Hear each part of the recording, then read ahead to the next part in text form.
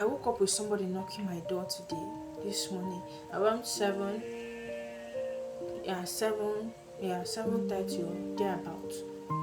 Someone was knocking at my door. I was sleeping. I heard a knock on my door. I was like, what's happening this early morning? Who's knocking at my door like that? And then I went outside. Lo and behold, I saw a neighbor knocking. I said, what is it? She said, Daniel is dead. I said, which Daniel? I said, the one I know,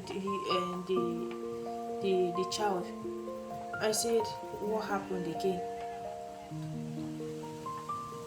See, we need to understand that this is real life.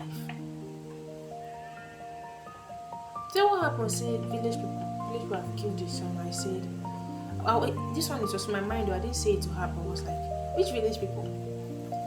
Do you know that you're actually your own village people? Because why is it that we need to ask ourselves this question? Why is it that village people are not disturbing rich people? They're only disturbing the ones who are poor. Because if you say this your village people, this is the child that have been complaining of stomach pain for how long? And because you got married for love, because you got married to somebody who is poor, because you got married to somebody who is broke and wretched, poverty and your own are joined together, you are wretched. We need to like start considering our children before getting married. Like we need to consider them. We need to start being honest to ourselves. This is a boy that had been complaining of stomach pain. They went and did a diagnosis which said that the boy had a hyena, of which we all know that this is what this boy had been suffering from. But they didn't have the money to go and do the operation, and which is what killed this boy.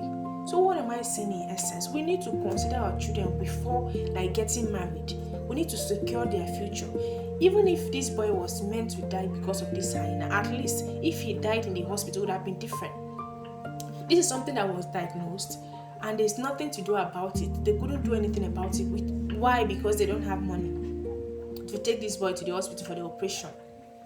The other excuse are the mother wanted to sell what they had. They had rice that they kept, so the husband said no, they should wait until when the price rise up more than it is now before they sell the rice. This is a man talking. Your child is sick, and the only thing you can think of is how the rice will go up before you sell and operate this child, and now the child is dead. Do you know that as a woman, if all your children die and this man wants, he will still go and get married to another woman who will bear more children for him? So we are always at the receiving point, but still we don't want to like learn. We want to be pleasing the society. I want to get married to him and let people say that I love him. Can't you love somebody who has money, who has something to support you or support your children, or take care of your children, take care of your needs? Can't you love somebody like that? I don't get it. Like I don't understand where people are getting this ideology of getting married to somebody who is poor in the name of love. I don't get it. And this is how this fine boy just died. A boy of 7 or 8 years. Fine boy just died like that. He was sick and stayed at home until he died today, this morning. Hi God, this is